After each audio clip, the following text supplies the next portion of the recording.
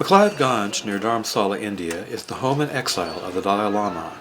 It is a neat, peaceful, and orderly town by Indian standards, but there is an unseen problem here that tourists like me have been unaware of. On my last day in MacLeod Ganj, I met Nima Tshering. Nima is a recovering addict. He talks about the plight of some Tibetan refugees and asks for your help. My name is Nima Tshering, and I'm from Dharamsala. I've been living here for the last 15 years, and there's a lot of drug problem here in McLeodganj, especially among the Tibetans and the local Indians as well. So I'm pretty much concerned about this stuff, which is growing. A decade back, we had this lot of awareness campaigns about drugs, and the way it was done, people were, rather trying to abuse it rather than being aware from it.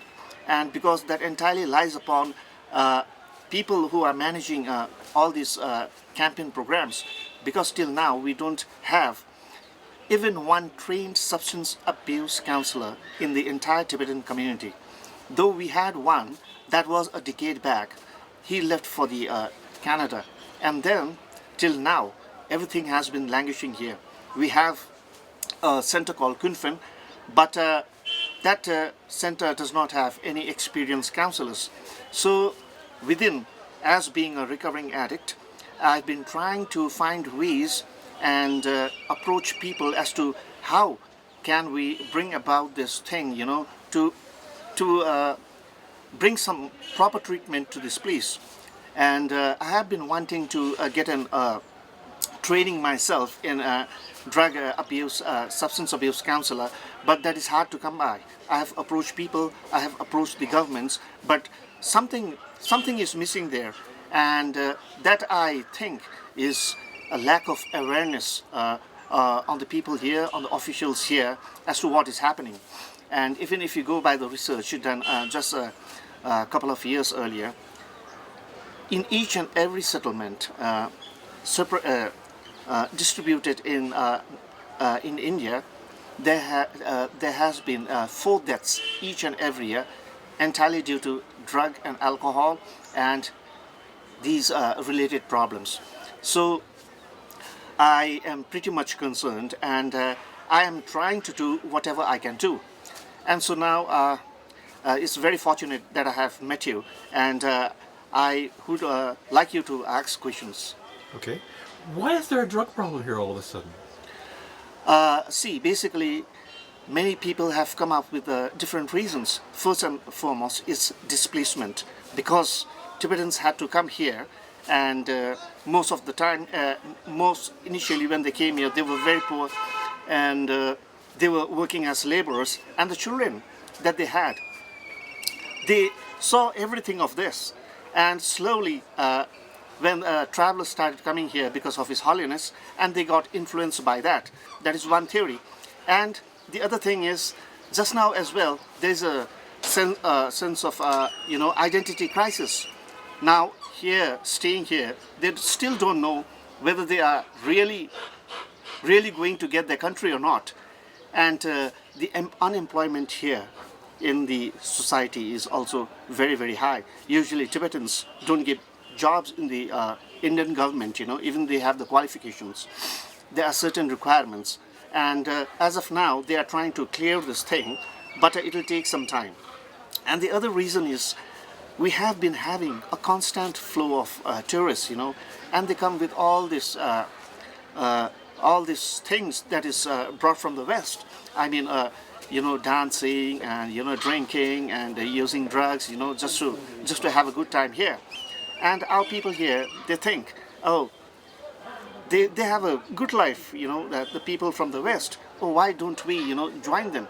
And when there's unemployment, when they cannot channelize the energy in work or something where they can, put their energy and thoughts into, then these things come into. And so, most often, what happens is they get addicted. Well, the person who came as a tourist, he has come and he has gone, but he or she has left his addiction behind. And that is one of the reasons. The other reason is lately, for the past decade, since 2008, a lot of people from Tibet has declined.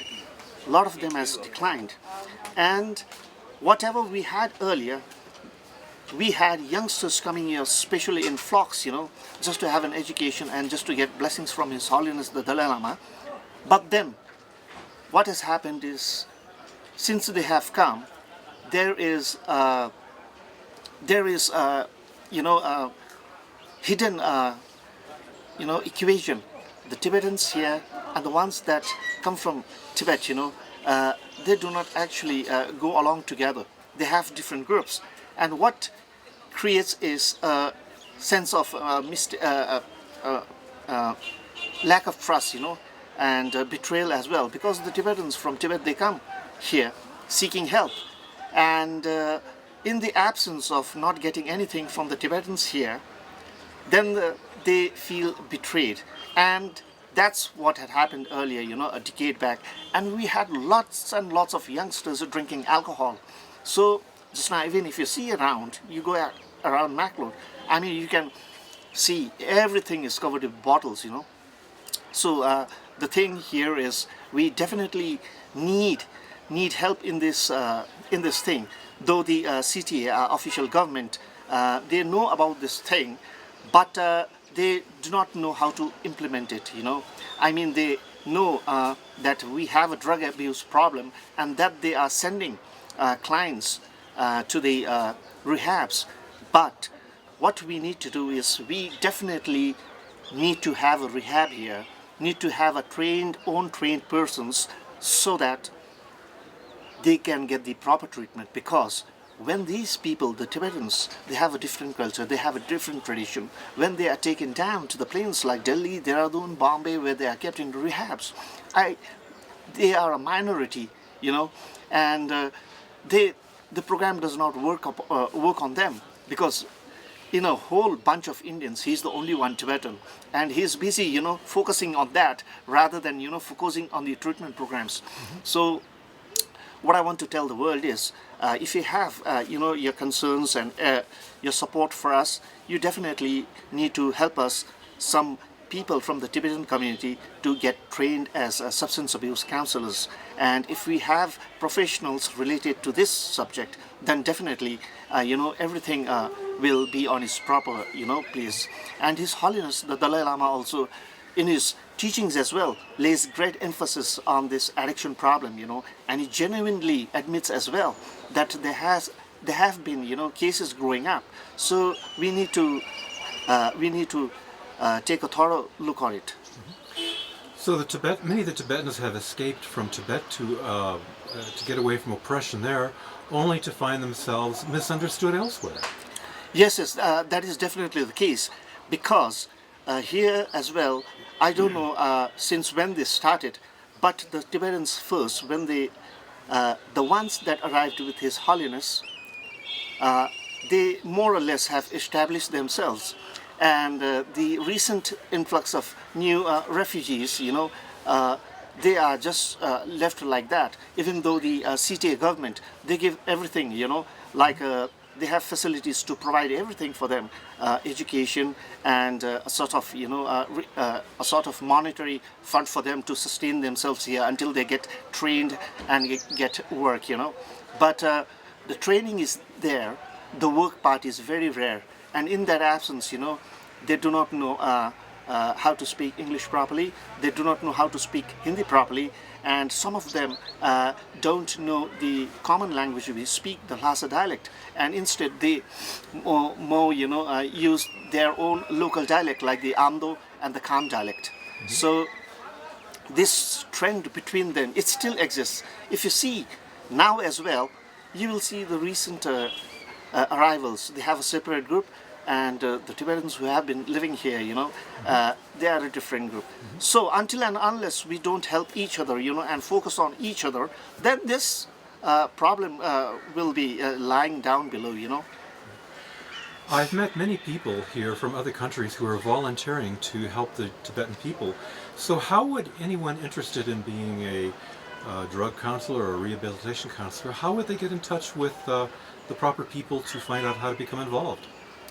Okay, that is one good question. Usually what we do is, when I was the executive director of the Kunfen Substance Abuse Center a year ago, I used to place, placards outside, just asking, written down for if there are volunteers, we need help in such and such thing, such and such thing. And so usually we get backpack travelers, volunteering. Other than that, it's hard to find, since we don't have other resources of other channels of media from which we can, ask for help. Right. Well, in the credits of this program, we'll include some contact information where people can contact the proper people. So thank you very much for sharing. Is there anything else you'd like to add that I haven't already covered? What I want to, thank you very much. What I want to share is the people around the world, if you do need, do have the concern, please support us in this case, and I would be very much pleased. And this message of His Holiness will be spread around the world. Thank you so much. Thank you. Okay. Thank you.